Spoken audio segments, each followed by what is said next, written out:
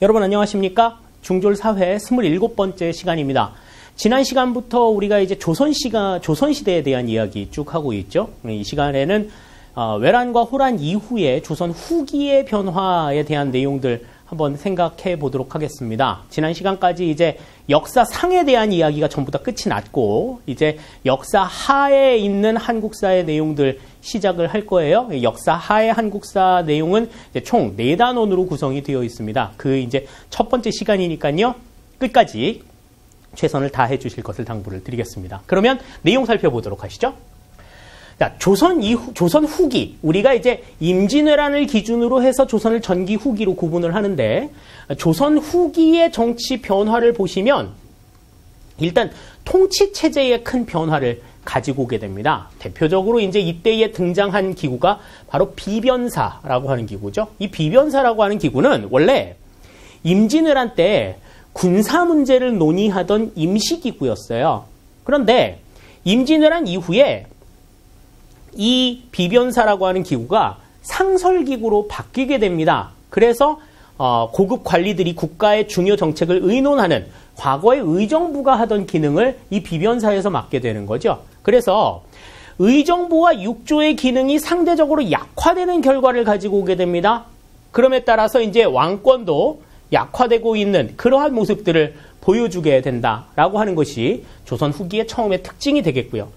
다음에 이제 군사 제도를 개편하는 데 있어서도 과거에 이제 중앙 5군, 그 다음에 지방에는 병마절도사와 수군절도사, 뭐 이런, 위시에서 이제 육군과 해군이 있었다. 그 당시에 이제 뭐 진관체제라고 하는 지방군 체제가 있었는데, 임진왜란 중에 훈련도감을 설치하게 되고요. 또, 훈련도감 말고도 어영청, 총융청, 수어청, 금유영이라고 하는 이렇게 5개의 기구를 중심으로 한 5군형 체제가 이제 중앙에 등장을 하게 되고, 다음에 이제 지방에는 소고군 체제가 등장을 하게 됩니다. 이 소고군 체제는 양반부터 노비까지 모두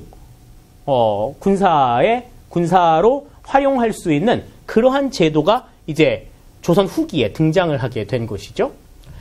다음에 이제 조세 제도의 개편을 보시면 크게 3가지 제도를 생각하실 수가 있습니다. 첫 번째 영정법, 두 번째 대동법, 세 번째 균역법이에요.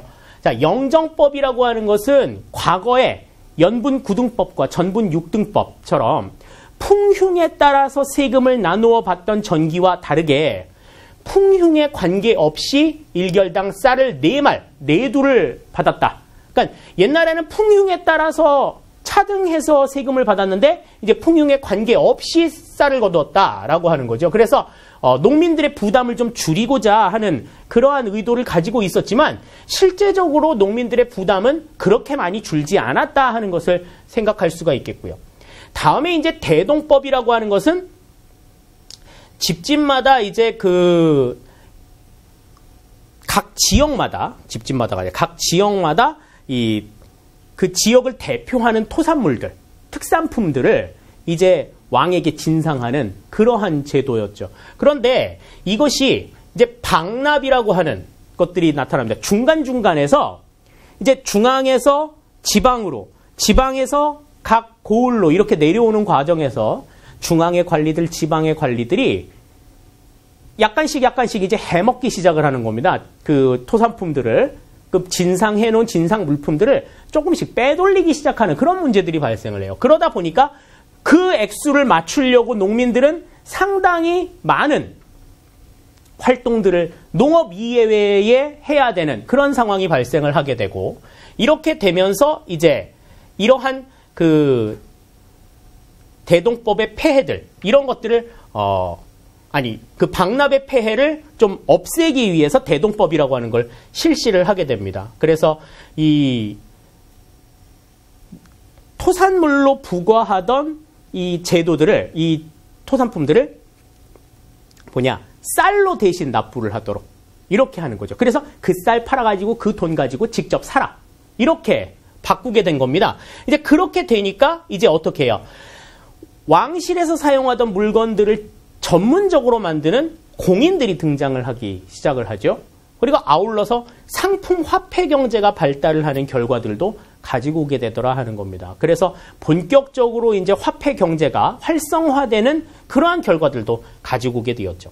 다음에 이제 균역법입니다. 이 균역법이라고 하는 건 군역의 폐단이 심화된 그러한 문제들을 극복하고 이 군역에 대한 농민들의 부담을 줄이기 위해서 군포 납부를 1년에 2필에서 1필로 축소한 내용을 담고 있죠.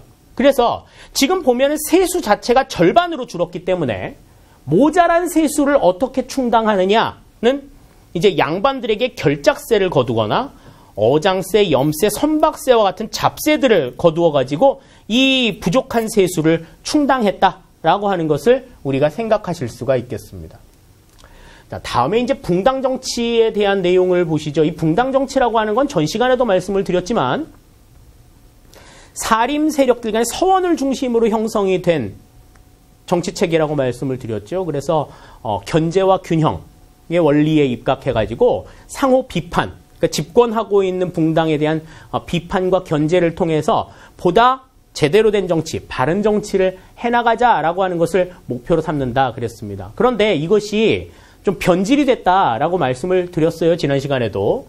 이게 상호 비판과 견제 속에서 공존관계를 유지하자라고 하는 본래의 목적을 벗어나서 이제 붕당 간의 대립이 격화되는 과정을 겪게 되는 것이 바로 이 예속 논쟁입니다. 그래서 뭐 왕후가 죽었는데 상복을 1년 입을 거냐 3년을 입을 거냐 이걸 가지고 서로 붕당들끼리 좀 대립하게 되는 이러한 문제가 이제 시발점이 되죠. 그러면서 이제 붕당 정치가 변질이 돼서 상호 비판과 견제가 아닌 상대방에 대한 보복과 탄압으로 일관하는 그런 모습들을 보여줍니다. 그리고 특히 이제 같은 붕당이라 하더라도 서인 내에서도 노론이냐 소론이냐에 따라서 그 대립이 상당히 좀 격해지는 그러한 결과들도 가지고 와요.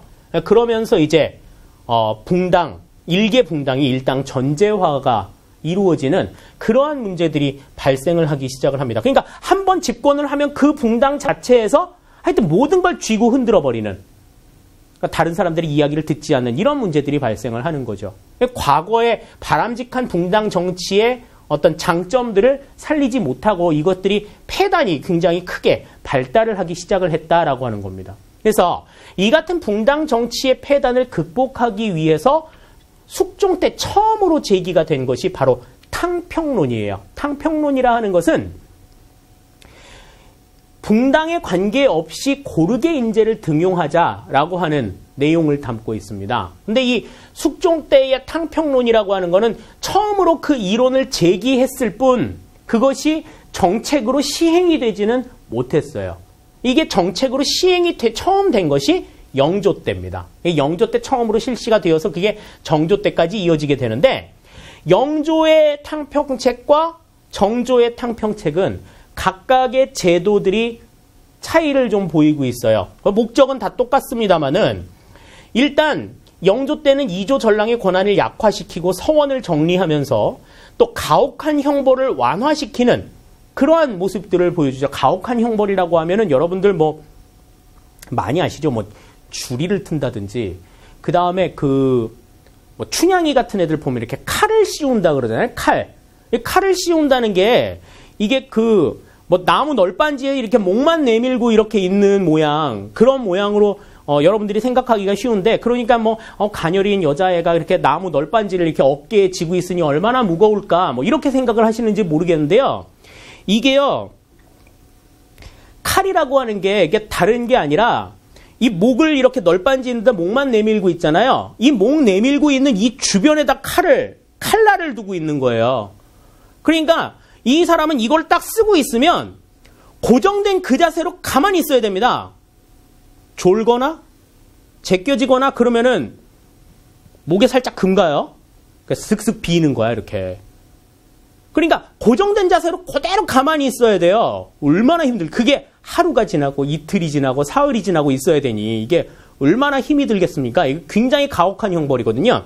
그러한 것들을 이제 없앴다 하는 것이 영조 때의 탕평책의 하나의 모습이 되겠습니다. 다음에 민생안정으로서 균역법을 실시하고 신문고를 설치한 것, 이게 이제 영조 때의 모습이 되겠고, 그다음에 속대전이라든지 동국 문헌비고를 편찬한 것, 이 영조 때의 일입니다. 이 영조 때에 편찬이 된 저서도 여러분들이 기억을 해두실 필요가 있어요. 다음에 이제 정조 때는 규장각을 설치하고 이때에 서를 등용했다라고 이야기를 하는데, 이 서리라고 하는 건 서자와 얼자를 우리가 서얼이라고 이야기를 합니다. 서자라고 하는 거는 이제 첩의 자식을 우리가 서자라고 이야기를 하고, 얼자라고 하는 것은 이제 유복자를 이야기하죠. 우리 쉽게 말해서 그냥 애비 없는 자식이라고 이야기를 합니다.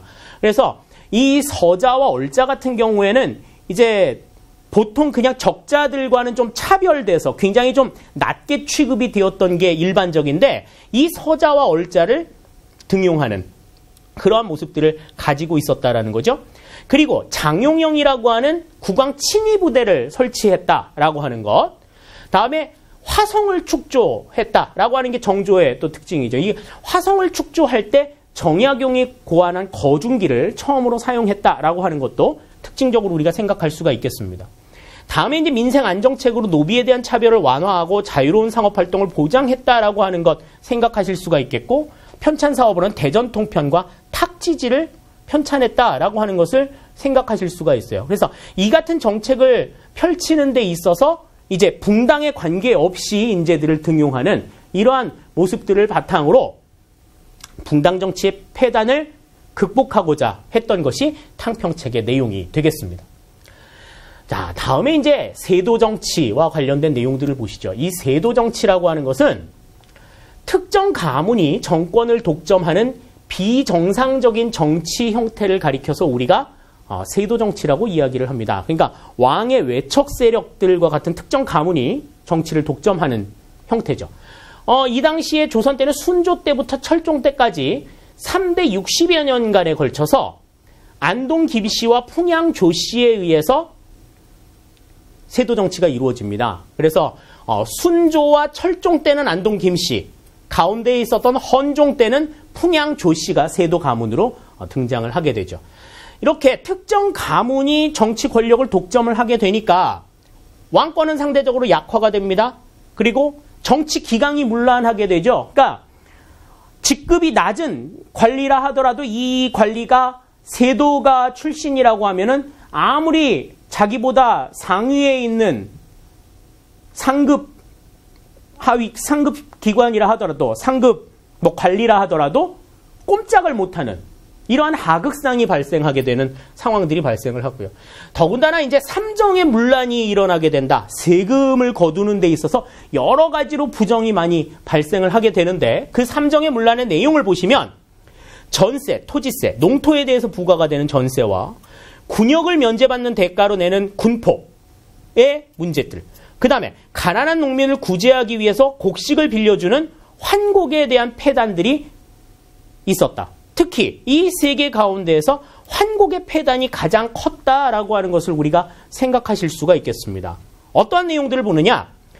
전정의 전세의 폐단을 보시면 이제 여러 가지 명목을 붙여가지고 규정된 것보다 훨씬 많은 양을 거두어 들였다라는 거죠. 그래서 막 두세 배 정도 많은 세금을 거두었다라고 하는 것을 생각할 수가 있겠고요. 다음에 군역을 면제받는 대가로 내는 옷감이 이제 군포인데, 군역은 전 시간에 말씀드렸다시피 16세부터 60세까지 양인 남자에게만 부과가 되는 게 군역이었어요. 그런데 백골징포라 해서 죽은 사람에게도 죽은 사람에게 군역이 부과가 되고, 다음 황고첨정이라 해서 16세 미만의 어린아이에게 군역이 부과가 된다든지, 또 그것이 좀 부담스러워서 도망을 가게 되면, 사람들이 도망을 가게 되면 이웃 사람들, 인징, 이웃 사람들에게 징수한다든지, 아니면 그 친족들에게, 도망자의 친족들에게 군포를 징수하는 족징, 이러한 것들이 있다라고 하는 거죠. 굉장히 악랄하게 군포를 거두었다라고 하는 걸 생각할 수가 있어요. 다음에 환곡의 폐단 같은 경우에는 이제 관청 경비 마련을 위한 수단으로 변질이 된다. 그래서 뭐 세금화 고리대구시를 했다 그랬는데, 이때는 이제 어떻게 하느냐? 굳이 곡식을 빌릴 필요가 없는 사람들한테 어거지로 빌려줍니다. 우리가 그걸 이제 늑대라고 이야기를 하는데, 그러니까 억지로 빌려서 그냥 이자 수익만 얻도록 하는 거죠. 다음에 두 번째로 분석이라 해서 쌀을 주는데 그냥 쌀을 주지 않고 쌀에 모래를 섞어가지고 줍니다. 그러니까 실제로 주는 쌀은 얼마 안 되고 모래가 많으면 그냥 그 모래는 솎아가지고 쓰게 되는 거죠. 이러면서 이제 고리대처럼 변질이 되는 그러한 모습들을 보여주더라. 그러니까 실제로 5마리 쌀을 빌렸는데 실제로 먹는 쌀은 뭐 2마리 채 안 되고 이자는 5마리 이자를 내고, 그리고 굉장히 좀 불합리한 그러한 요소들을 많이 갖게 되었죠. 이것이 이제 세도 정치의 결과로 나타난 삼정의 문란의 내용이 되겠습니다. 다음에 이제 조선 후기의 경제 변화를 보시면 우선 농업 생산력이 증대되었다라고 하는 것을 생각하실 수가 있어요. 그 농업 생산력이 증대가 된 데에는 우선 토지 개간을 장려했다든지 또 농업 기술이 발전이 된 것을 그 원인으로 생각을 할 수가 있겠죠. 농업 기술이 발전이 되는 데에는 우선 모내기법을 실시한다든지 또 밭작물에 있어서 골뿌림법, 견종법이라고 우리가 얘기하는데 골뿌리법을 실시했다든지 뭐 이런 것들을 생각하실 수가 있겠고, 또 더 나아가서 이제 수리시설을 복구한다든지 시비법을 개발한다든지, 그러니까 뭐 거름을 주어서 농사를 짓는 방법이라든지 또 농기구를 개량한다든지 이러한 방법을 통해서 많은 생산량을 좀 낼 수 있도록 하는 그러한 농업기술의 발전이 이루어졌다 하는 것을 생각하실 수가 있겠습니다.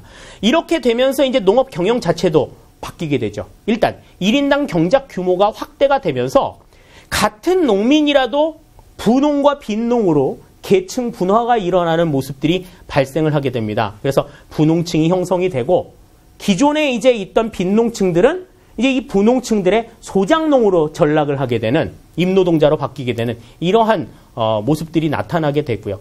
쌀 이외에도 특용작물들을 재배하는 담배, 인삼, 목화, 채소와 같은 특용작물들을 상품작물로 재배하게 되는 그러한 모습들도 이제 나타나기 시작한다 하는 것을 우리가 알 수가 있겠습니다. 다음에 이제 수공업과 광업을 보시면 일단 부역제가 해이해지고 상품화폐경제가 대동법에 의해서 발달이 되면서 이제 자유롭게 장인들이 세금을 부담하는 대신 자유롭게 제품을 생산하는 그러한 모습들이 등장하게 되었다라고 하는 거죠. 기존에는 수공업 자체가 그냥 관청에서 운영하는 관영 수공업이었다고 한다면 이때부터는 이제 민영 수공업이 활발하게 발달을 하게 되는 그러한 모습들이 나타나더라 하는 것을 생각하실 수가 있겠습니다. 다음에 이제 광업도 상당히 많이 발달을 하죠. 수공업 발달로 인해서 광물 수요가 증대함에 따라서 민간이익인에게도 채굴을 허용하게 되는 이러한 모습들이 등장하게 되더라. 그래서 수공업과 광업은 과거에는 관청 중심으로 이루어지다가 이제 민간에게도 문호가 좀 넓어지는 그러한 결과들을 가져왔다 하는 것을 알 수가 있겠습니다.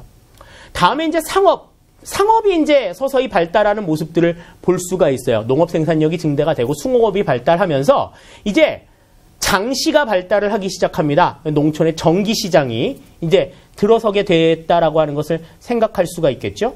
그리고 이제 포구가 발달을 하게 되면서 이제 객주나 여각 활동도 이제 활발하게 일어났다라고 하는 것을 우리가 생각할 수가 있겠습니다.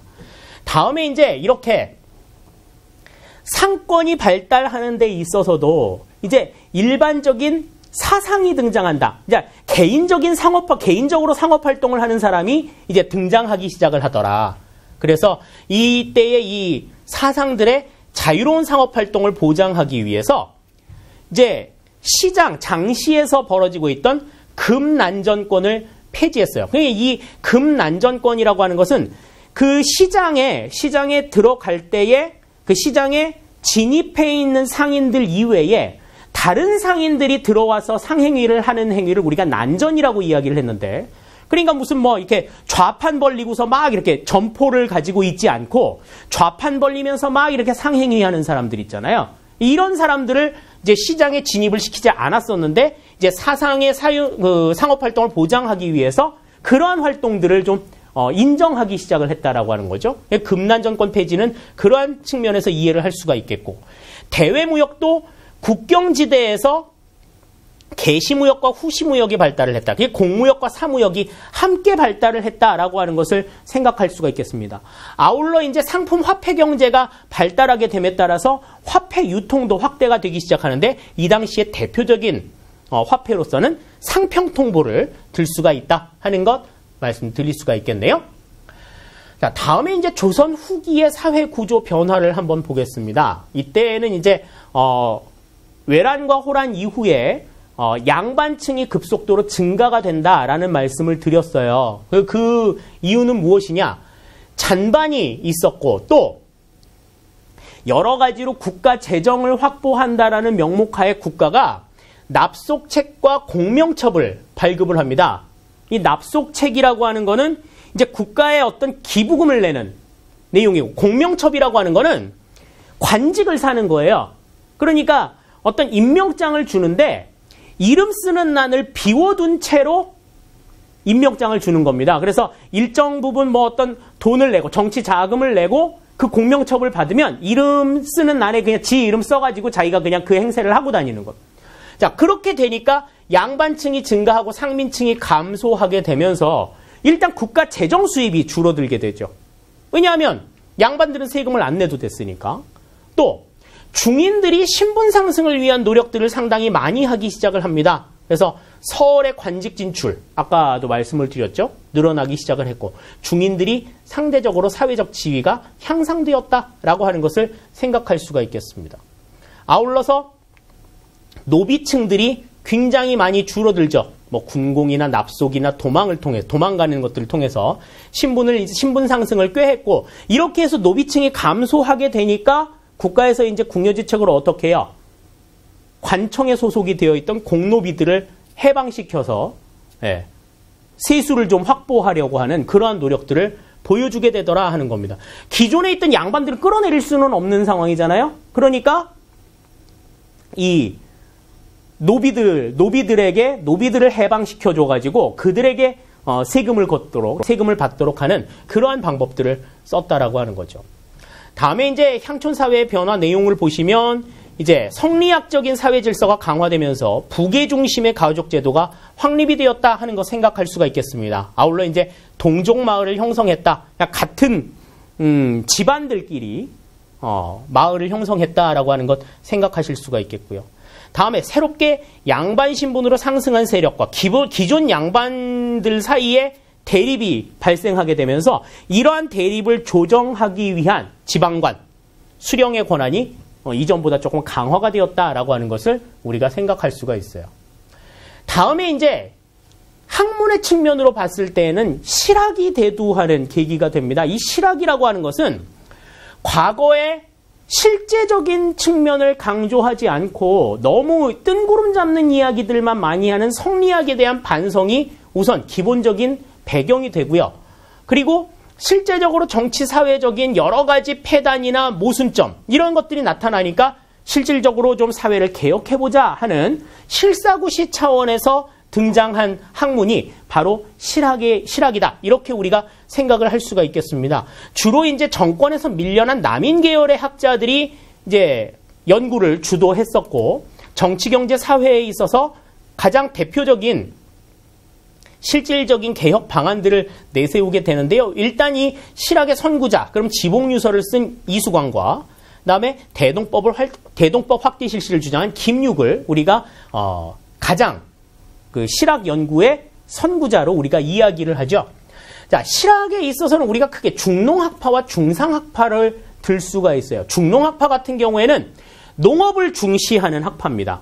그러니까 농업을 중시하는 학파이다 보니까 이 사람들은 무엇보다도 토지 문제에 상당히 많은 관심을 기울였거든요. 대표적인 학자로 유형원과 이익과 정리학용을 들 수가 있는데요. 각각 그 학자들이 내세운 저서들 그리고 그들의 토지 제도를 잘 기억해 두시기 바랍니다. 유형원은 반계수록을 썼고요. 농민에게 일정한 토지 분배를 하자라고 하는 균전론을 주장합니다. 다음에 이익은 성호사설을 저술하면서 일정 한도 이상의 토지 매매를 금지하자라는 한전론을 주장을 해요. 다음에 정약용은 목민심서를 비롯해서 굉장히 많은 책들을 쓰죠. 그 다음에 이 정약용은 여전론이라고 해서 농지의 공동소유, 공동분배를 주장하는데 이것이 현실적으로 시행이 되기가 어렵다라고 하는 결론에 이르게 돼요. 그래서 훗날에는 이 여전론을 수정해서 정전론을 주장하는 그러한 모습들을 보여줍니다. 이와 같이 중농학파의 실학자들은 토지 각각의 나름대로 주장하는 토지 제도가 있었다. 토지 문제에 굉장히 많은 관심이 있었다라고 하는 걸 생각하실 수가 있겠고요. 다음에 이제 중상학파는 상공업의 발달을 중시하는 학파였어요. 특히 이 상공업의 발달을 위해서는 청나라의 발달된 문물을 좀 배워야 한다. 그래서 청나라의 문물을 수용할 것을 주장하기도 합니다. 그래서 이들을 우리가 북학파라고도 부르게 되죠. 대표적인 학자로 우서를 쓴 유수원, 담헌연기를 쓴 홍대용, 열하일기를 쓴 박지원, 북학의를 쓴 박재가를 들 수 있는데, 특히 이제 열하일기를 쓴 박지원의 경우에는 수레, 그러니까 배나 그 다음에 뭐 수레를 사용하자, 그리고 동전을 사용하자라고 하는 상공업에 있어서 굉장히 좀 획기적인 개혁안들을 제시하기도 합니다. 물론 이것도 청나라에서 배워온 내용들이다. 이렇게 우리가 생각을 할 수가 있겠죠. 이같이 실제 생활에 적용이 될 수 있는 내용들에 대한 고민, 이런 것들이 이제 중농학파와 중상학파와 같은 실학자들을 통해서 등장했다. 하지만 이러한 실학의 내용들은 실제 생활에 적용이 되는 내용이기도 했지만, 아까도 봤지만 연구를 했던 주 계층들이 정권에서 밀려난 남인 계열의 학자들이었기 때문에 실제의 정책으로 반영이 되지는 못했다라고 하는 한계점들도 지니고 있습니다. 자, 그래서 실사구시의 측면에서 이 실학이라고 하는 것이 굉장히 큰 의의를 갖는다. 나중에 이 실학이라고 하는 것은 개화사상에도 영향을 미친다라고 하는 것을 우리가 같이 기억을 해두실 필요가 있어요. 다음에 이제 국학입니다. 조선 후기 문화에서 국학이라고 하는 것은 모름지기 나라에 대한 여러 가지 요소들을 연구하는 학문이에요. 그래서 나라의 역사, 지리, 언어, 의학과 관련된 여러 가지 내용인데, 역사에 있어서는 동사강목을 저술한 안정복과 발해고를 저술한 유득공이 있습니다. 특히 유득공의 발해고는 발해를 우리나라의 역사로 인식한 최초의 저서다라고 하는 점에서 의의가 상당히 많아요. 다음에 이중환의 택리지는 각 지역의 경제라든지 풍속을 조사한 책이고, 정상기의 동국지도는 최초로 축척을 적용한 지도다. 아울러서 대동여 지도는 산맥이나 하천 도로망을 자세히 표시한 우리나라 최초의 실측 지도다라고 하는 의의를 갖는다 하는 것 기억을 해두시고요. 다음에 국어에 있어서는 신경준의 훈민정음 운회, 유희의 언문지가 대표적이다라고 하는 것 기억해 두시고, 의학에 있어서는 허준의 동의보감과 이재마의 동의수세보원이 있는데요. 허준의 동의보감은 뭐 너무나 유명한 책이기 때문에 뭐 다시 말씀을 드릴 필요가 없습니다. 예방의학이나 전통 약재가 어떤 것들이 있는가 하는 것들을 아는데 굉장히 도움이 많이 되는 책들이고, 동의수세보원에서는 체질의학인 사상의서를 주장하죠. 그래서 사람의 체질을 태양인, 태음인, 소음인, 소양인 이렇게 4개로 나누어서 같은 질병이라 하더라도 그 체질에 따라서 치료법을 달리해야 한다라고 주장을 한 것이 이 사상의설의 내용이다. 이렇게 살펴볼 수가 있겠습니다. 다음에 이제 과학기술의 발달의 내용을 보시죠. 과학기술의 발달은 우선 서양 문물을 수용해서 화포나 천리경, 자명종들을 만들었고, 천문학에 있어서는 지전설을 주장합니다. 이 지전설이라고 하는 것은 지구가 움직인다는 설이죠. 지구가 움직인다라고 하는 설이 되겠고, 다음에 시헌역이라고 하는 달력이 만들어졌다. 역법에 있어서는. 그리고 고려만국전도라고 하는 세계지도도 이때에 전례가 되었다. 그래서 서양 과학기술을 좀 전편적으로 수용을 했다 하는 것 생각을 할 수가 있겠고요. 다음에 의학은 아까 말씀드린 대로 허준과 이재마가 중심이 됩니다. 그리고 농가 집성이라고 하는 책을 신속이라고 하는 사람이 써서 농학을 발전시키는데도 상당히 기여를 많이 했죠. 더욱이 이 조선 후기 때에는 서민 문화가 서서히 발달을 하기 시작합니다. 그래서 서민들의 사회 경제적인 지위가 상승이 되었음을 이제 보여주는 내용이라고 볼 수가 있겠는데, 뭐 홍길동전 춘향전과 같은 한글 시조와 그 다음에 형식을 벗어난 뭐 3, 4조의 형식을 벗어난 사설 시조의 등장이라든지, 또 양반의 부정과 위선을 풍자한 판소리나 탈춤의 등장들은 서민의 관점에서 본 세상의 이야기, 이런 것들을 말해주기에는 상당히 적격인 형식이라고 볼 수가 있겠습니다. 그래서 굉장히 많은 해학과 풍자가 이때부터는 시작이 되었다라고 하는 것을 생각할 수가 있겠어요. 다음에 이제 예술에 있어서도 박지원의 한문 소설들, 뭐 양반전, 허생전, 호질과 같은 이 같은 소설들이 당시의 양반 세계의 어떤 뭐 위선, 양반 세계의 비리, 이런 것들을 굉장히 신랄하게 비판하는 내용들을 담았었습니다. 그리고 그림에 있어서는 정선의 금강전도와 인왕제색도와 같은 진경산수화가 유행을 해요. 그러니까 진경산수화라고 하는 건 그 진짜 모습, 그러니까 사람의 머릿속에서 그려지는 산수의 모습이 아니라 실제의 모습을 보고 그린 그림들이 유행을 하기 시작을 했다. 또 민간, 그러니까 일반 백성들의 어떤 생활이나 일반 백성들의 풍속들을 그림으로 그린 모습들이 나타나기 시작하죠. 김홍도와 신윤복이 대표적인 풍속화의 대가들로 우리가 이야기를 할 수가 있겠습니다. 다음에 뭐 호랑이나 까치, 십장생도와 같은 민화를 배경으로 한 민화들도 이제 상당히 많이 등장을 하게 되고요. 또 추사체를 창시한 김정희의 추사체의 그림이라든지, 또 청화백자와 같은 자기들도 이 시대의 예술 수준을 반영하는 내용이다, 이렇게 볼 수가 있겠습니다. 다음에 이제 건축에 있어서도 다층사화, 법주사 팔상전과 같은 큰 규모의 절들을 짓기도 하고, 또 정조의 탕평책 할 때 말씀을 드렸죠. 화성을 축조하면서 거중기를 사용했던 것도 건축의 발전에 크게 이바지를 한 내용이다, 이렇게 생각을 할 수가 있겠네요. 자, 다음에 이제 새로운 종교들이 등장하기 시작한다. 이게 국내에서 그 당시에 있었던 종교뿐만이 아니라 외부에서 전래가 된 종교들이 이제 영향을 미치기 시작을 했다 하는 것을 특징적으로 생각을 할 수가 있겠어요. 그래서 세도 정치로 인해서 국가 질서가 문란해지면서 상당히 나라에 대한 불안감, 이런 것들이 증대가 되었을 때 예언 사상이나 민간 신앙들이 상당히 많이 유행을 하게 됩니다. 그래서 정감록이나 미륵신앙이나 후천 개벽사상 같은 것들이 유행하는데, 이 세 개의 내용은 뭐냐 하면 기존의 지금 세상이 무너지고 새로운 누군가에 의해서 새로운 세상이 열린다라고 하는 내용들을 가지고 있어요. 그래서 정감록이라고 하면은 이제 정도령이 등장해서 새로운 세상을 열 것이다. 미륵신앙은 이제 미륵불이 나타나서 새로운 세상을 열 것이다. 이러한 것들을 이야기하는 것이죠. 다음에 이제 천주교가 전파가 되는데, 이 천주교라고 하는 것은 맨 처음엔 종교로서 들어온 것이 아니라 학문의 차원에서 들어왔다.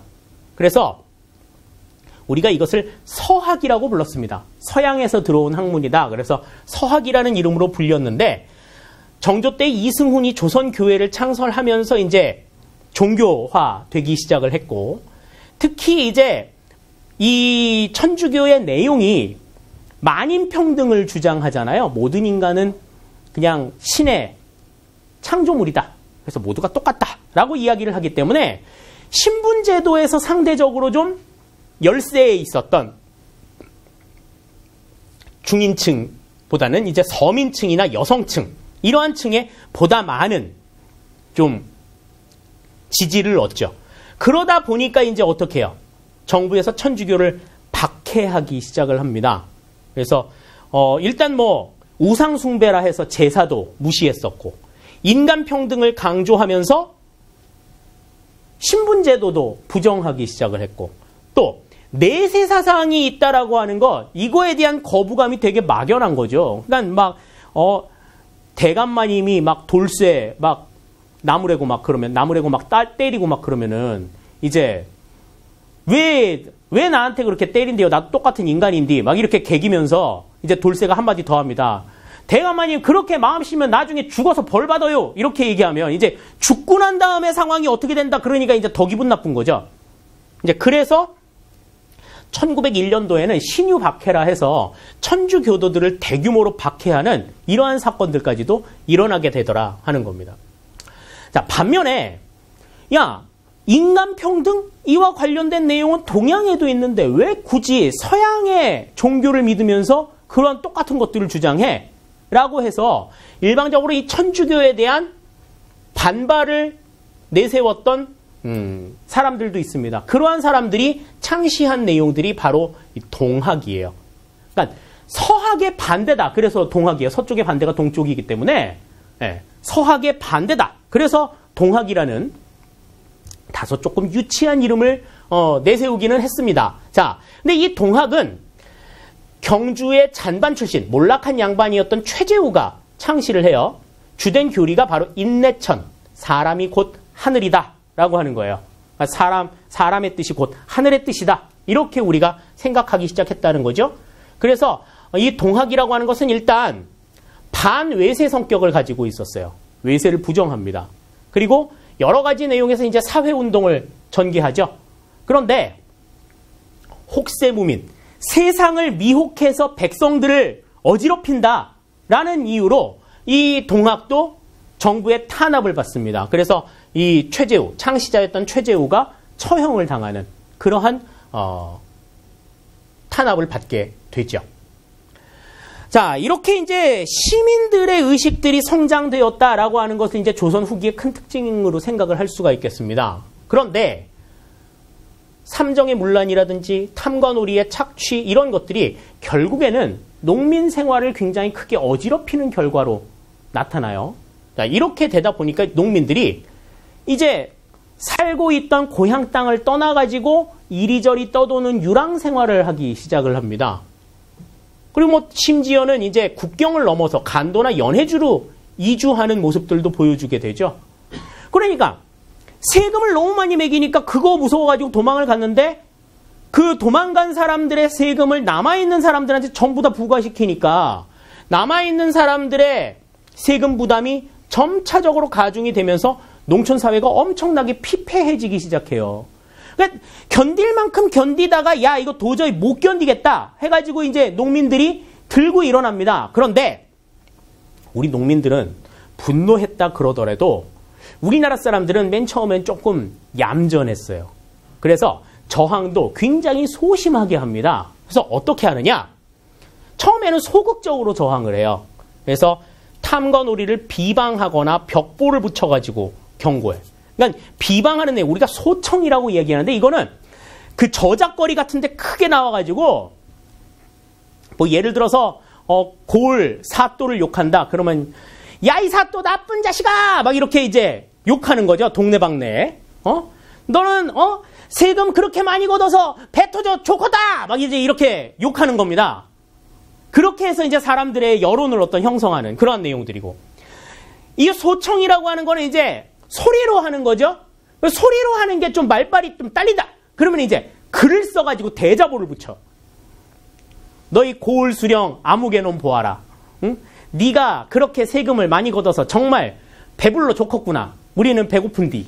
막 이렇게 이제 쓰는 겁니다.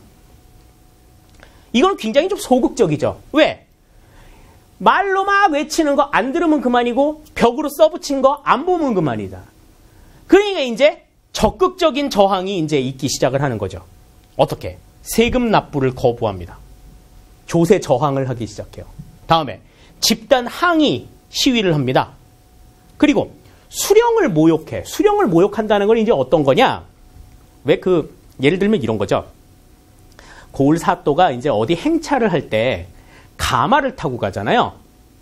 그러면 막 이게 쉬 물러거라 사또 행차시다 막 그러면 이제 전부 다 이제 양쪽으로 몰라가지고 머리를 조아리고 이렇게 있었단 말이야. 그런데 그 사또가 막 이렇게 천천히 행차하고 있을 때 대규모의 아이들이 가마 메고 있는 애들이 한 6명이다 그랬을 때는 한 10대명이 우르르 가가지고 그 가마를 확 뒤집어 놓고 도망가는 거야. 그러면 어떻게 되겠어요? 완전히 완전히 팔리겠죠, 진짜? 예. 이렇게 이제, 이게 모욕이라고 하는 게, 이게 우리 그 속된 말로 이렇게 쪽팔림을 주는 거잖아요. 이렇게 동네 창피하게 만드는. 그 허공에 이렇게 붕 떠 있어가 이렇게 그 가마 타고 가다가 이렇게 뚱 떨어졌으니 얼마나 아팠겠어요. 그죠? 근데 아픈데 이제 양반인이 이제 아프다고 얘기도 못하고 이제 나뒹굴었는데도 이제 나뒹굴었는데도 이제 좀 점잠 빼려고 막 그랬으면 굉장히 좀 힘들었을 게요. 아무튼. 다음에 이제 관아 습격을 합니다. 그래서 막 억울하게 많이 거둔 세금들, 그 세금으로 이렇게 만들어 놓은 이렇게 곡간 창고들 이렇게 털어가지고 백성들한테 나눠주고, 탐관오리 폭행 뭐 이런 거 하죠. 그다음에 도적무리에 가담한다. 그러니까 홍길동 같은 애들이 이제 이때 등장을 하기 시작을 하는 겁니다. 그러다 보니 사회 불안이 점차적으로 심화되는 그런 문제가 발생을 하죠. 그러니까 이 탐관오리들이 문제다라고 하는 걸 이제 정부가 알고 있기 때문에 그 탐관오리의 비리를 캐기 위해서 파견이 된 게 암행어사예요. 박문수 같은 이런 암행어사를 파견하는데 효과가 미미합니다. 왜 효과가 미미하냐면 암행어사가 딱 봐가지고 탐관오리의 비리를 발견했어. 그 근원지를 딱 이렇게 보니까 이 세도 정치의 뿌리가 너무 깊은 거야. 너무 깊은 거야. 그러니까 이게 깃털들만 막 이렇게 벌 주고 막 이걸 깃털이 이거고 몸통이 어디냐 이러고 딱 봤더니 도저히 건드리기 힘든 권력가들이 연루가 돼 있었다는 거죠. 그러니까 함부로 손을 대질 못해. 너무나 뿌리 깊게 세도 정치의 폐단이 깊숙하게 박혀 있어서. 그래서 별로 크게 효과를 보지 못했다라고 하는 겁니다.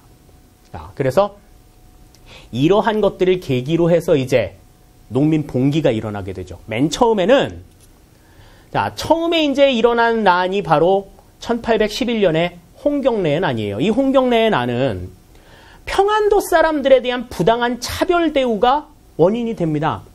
서북도민들에 대한 차별 대우가 원인이 되어서 청천강 이북 지역의 여러 고을을 점령하는 그러한 모습들을 보여주는데, 이게 이제 정주성 싸움에서 진압이 되기는 합니다만은, 이 홍경래의 난은 이 농민들이 그래, 이게 잘못됐구나. 지금 우리가 살고 있는 이러한 것들이 탐관오리들에 의해서 부당하게 지금 자행이 되고 있는 것이 이게 정당한 게 아니구나 라고 하는 것을 알게끔 해주는 계기가 돼요.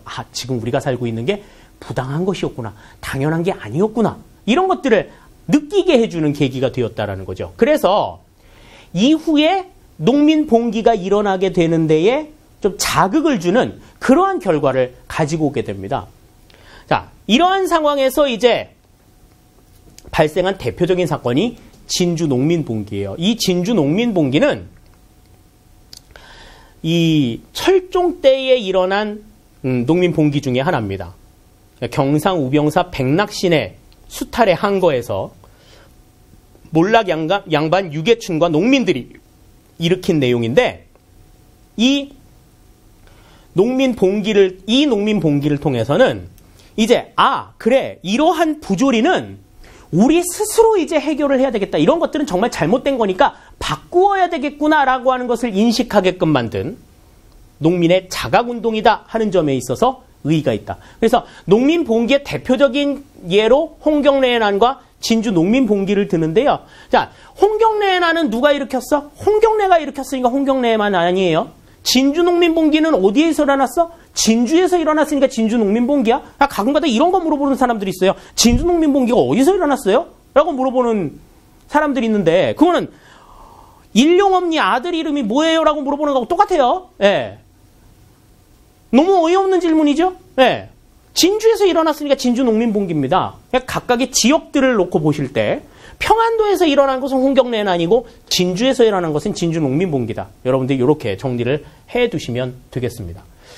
자, 이렇게 해서 이제 조선 사회의 여러 가지 정리 조금 해드렸어요. 특히 조선 후기의 변화가 어떠한 것이 있었다라고 하는 것을 쭉 한번 말씀을 드렸는데, 조선 후기의 변화 중에 가장 두드러진 것은 아무래도 서민층의 세력이 조금 더 강화되었다 그래서 서민들의 의식이 조금씩 성장하기 시작했다라고 하는 것을 생각할 수가 있어요. 이거는 뭐 조선뿐만이 아니고 동시대의 전 세계의 흐름이다. 이렇게도 생각을 할 수가 있겠습니다. 특히 이제 관리들의 좀 부정부패라든지 비리에 대해서 이제 시민들의 목소리가 높아지기 시작했다라고 하는 것을 우리가 특징으로 생각을 할 수가 있겠네요.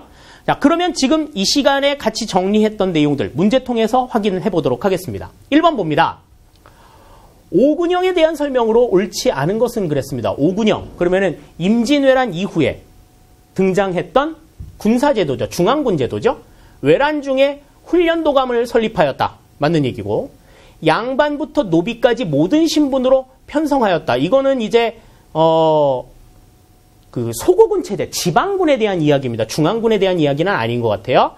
다음 숙종 때 금위형이 설치되어 오군영 체제가 정비되었다. 초기에 오위제도가 유명미실해지다 새로 창설된 것이다. 다 맞는 얘기가 되겠습니다. 2번 같은 경우에는 이거는 소고군에 대한 이야기니까 지방군에 대한 설명으로 맞지 않는 내용이 되겠네요. 그래서 1번의 정답은 2번이 되는 것 알 수 있겠습니다.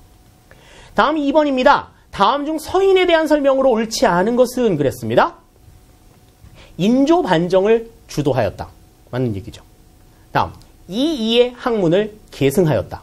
그렇습니다.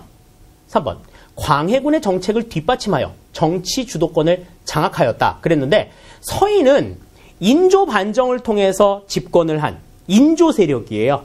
광해군의 정책을 뒷받침했던 세력은 서인이 아니라 북인 세력입니다. 이거는 맞지 않는 내용이 되겠죠. 남인을 몰아내는 과정에서 노론과 소론으로 나뉘었다. 맞는 얘기입니다. 따라서 2번의 정답은 3번이 되는 것 알 수 있겠네요. 자, 다음 3번 보겠습니다. 세도 정치가 나타난 배경으로 가장 적절한 것은 그랬어요. 세도 정치라고 하는 건 뭡니까? 왕실의 외척 세력과 같은 특정 가문이 정치를, 권력을 독점하는 정치 형태라고 얘기를 했었죠. 그러니까 이거는 외척 세력의 약화하고는 관련이 없는 부분이죠. 다음 두 번째, 붕당의 폐단을 근본적으로 해결하지 못한 탕평책의 한계다. 그랬는데 탕평책이라고 하는 게 실시가 됐지만 붕당의 폐단을 완전히 없애지는 못했다라고 이야기를 했었죠. 그렇기 때문에 이제 그것 때문에 세도 정치가 나타난 거다. 이렇게 볼 수 있습니다. 왕실의 의례 문제를 둘러싼 갈등 같은 경우에는 붕당 정치의 폐단이, 변질이 이로 인해서 나타났다라고 볼 수 있는 거고요. 집권 붕당의 잦은 교체, 이것도 붕당 정치의 변질을 가져온 내용이라고 본다면 여기에서는 지금 2번이 정답이 됐다 하는 것 알 수가 있겠습니다. 자, 다음 4번 보겠습니다. 빈칸에 들어갈 알맞은 말은 그랬어요. 양난 이후 관청에서 직접 운영하던 수공업이 점차 쇠퇴하고 장인들이 세금을 부담하는 대신 자유롭게 제품을 생산하는 수공업이 발달하였는데 특히 이것이 실시되면서 민영수공업은 더욱 성장하였다 그랬습니다. 자, 양난 이후의 여러 가지 변화 가운데에서 민영수공업, 수공업의 발달, 또 장시의 발달을 가지고 오게 된 계기가 된 것이 뭐였어요? 대동법의 실시였죠. 대동법의 실시로 인해서 수공업이 발달하게 되었고 더 나아가서 장시가 형성되면서 상품 화폐 경제가 발달을 하였다라고 하는 것 설명을 드렸잖아요. 그렇기 때문에 지금 여기에서는 수공업과 관련된 내용이다 그러면 2번의 대동법이 정답이 되겠습니다. 영정법 같은 경우에는 토지세이고요.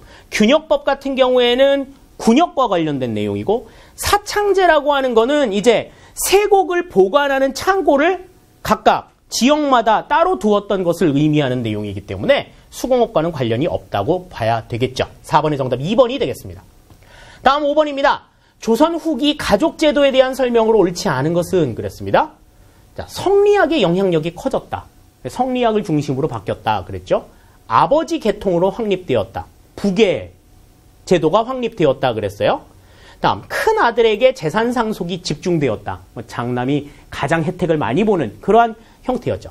아들이 없으면 조상의 재산은 딸에게 계승되었다 그랬는데 아들이 없다고 제사를 딸에게 맡기는 경우는 없었어요. 예. 여기서 딸은 뭐 집안에서 없는 이만 못한 그런 존재이기도 했었습니다. 따라서 5번에서는 여기서는 4번이 정답이다 하는 것 알 수가 있겠네요. 다음 6번입니다. 다음에서 설명하는 책 이름은 그랬습니다. 이 책 이름에 대한 내용을 물을 때는 그 책을 누가 썼는지 이걸 여러분들이 좀 잘 기억해 두시면 답이 금방 나와요. 자, 보겠습니다.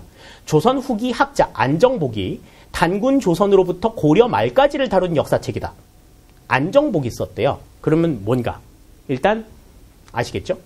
기자조선 마한 통일신라 신라 멸망 뒤에 고려를 정통왕조로, 마한 멸망 뒤 삼국시대는 정통 국가가 없는 시대로 구별하여 기술하였다. 그랬습니다. 자, 그러면 1, 2, 3, 4번의 각각의 저자가 누군지를 알면 될 것 같습니다. 자, 삼국유사. 삼국유사는 이련, 승려 이련이 저술을 한 역사책이죠. 다음 삼국사기는 고려시대 김부식이 저술을 한 역사책입니다. 다음 3번의 동사강목. 이게 이제 안정복이 기술을 한 책이죠. 다음 연려실 기술. 이거는 이긍익이라고 하는 사람이, 이긍익이라고 하는 실학자가 기술을 한 책입니다. 그러니까 지금 삼국유사나 삼국사기 같은 경우에는 고려시대 때 기술이 된 거기 때문에 일단은 논외예요. 조선 후기니까. 고려시대를 이 둘 중에서 고르셔야 된다는 거죠. 안정복이 기술을 한 책은 동사강목. 따라서 정답은 3번이 되는 것 알 수 있겠습니다. 다음 7번입니다. 천주교의 수용과 전파 과정에 대한 설명으로 옳지 않은 것은 그랬습니다. 자, 1번. 처음에는 서양 학문의 일부로 알려졌다. 자, 학문적인 입장으로 들어왔다라고 이야기했죠. 다음, 일부 남인 계열의 학자들이 관심을 기울였다. 그렇습니다. 다음, 서양 선교사들이 국내에 들어와 처음 소개하였다. 그랬는데 선교사들이 들어와가지고 처음 소개를 했다 그러면 학문으로 들어오지는 않았겠죠. 종교로 들어왔을 겁니다. 그러니까 선교사들이 들어온 것들은 아니고 평등 사상을 내세워 서민과 부녀자들에게 널리 전파되었다. 맞는 얘기입니다. 여기서는 3번이 틀린 내용이 되겠죠. 선교사들이 전파했다. 그러면 그건 종교죠. 종교로 전파됐겠죠. 그러나 우리나라에 천주교가 들어왔을 때 처음에는 학문의 개념으로 들어왔기 때문에 이건 선교사들에 의해서 들어왔다라고 보기는 어렵다. 이렇게 볼 수 있겠습니다. 다음 8번입니다. 다음 자료를 종합하여 내린 결론으로 가장 적절한 것은 그랬습니다. 자, 농민들이 관청에 진정서를 올려 부당한 세금 징수와 탐관오리 수탈에 항의하였다. 두 번째, 관리 부정을 알리는 벽서가 붙거나 세금과 소장료 납부를 거부하는 경우가 늘어났다. 이거는 지금 탐관오리들의 비리에 대해서 일반 백성들이 저항을 한 내용들이죠. 소극적인 저항과 적극적인 저항 두 가지인데 그만큼 이제 일반 농민들의 의식이 좀 높아졌다라고 하는 것을 우리가 생각할 수 있는 대목입니다. 자, 그러면 가장 적절한 것을 고르라 그랬으니까 1번. 농민의 사회의식이 성장하였다. 이게 이제 가장 맞는 이야기라고 볼 수가 있겠죠. 농업 생산력이 증대하였다. 농민층이 계층분화되었다.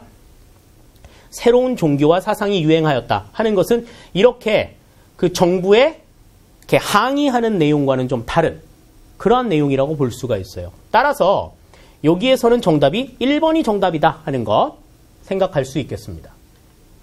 다음 9번입니다. 다음에 해당하는 조세는 그랬어요. 자, 첫 번째, 평안도 함경도를 제외한 지역의 토지 1결마다 쌀 2말씩이나 혹은 돈 5전씩을 거두기로 하였다.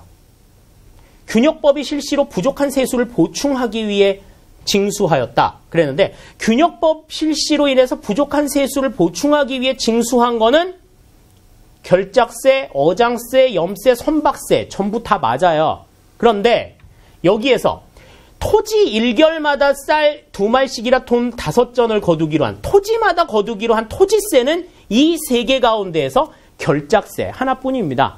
따라서 9번의 정답은 4번이 정답이다 하는 것을 알 수가 있어요. 다음 10번입니다. 상공업 중심의 개혁론과 가장 거리가 먼 인물은 그랬습니다. 상공업 중심의 개혁론을 주장했던 학자들은 중상주의 실학자들이죠. 우리가 실학자 이야기할 때 중농주의 실학자와 중상주의 실학자를 구분을 하는데 그러면 각각의 실학자들이 어디에 해당이 되는지를 한번 살펴보도록 하죠. 자, 유수원은 중상주의 실학자입니다.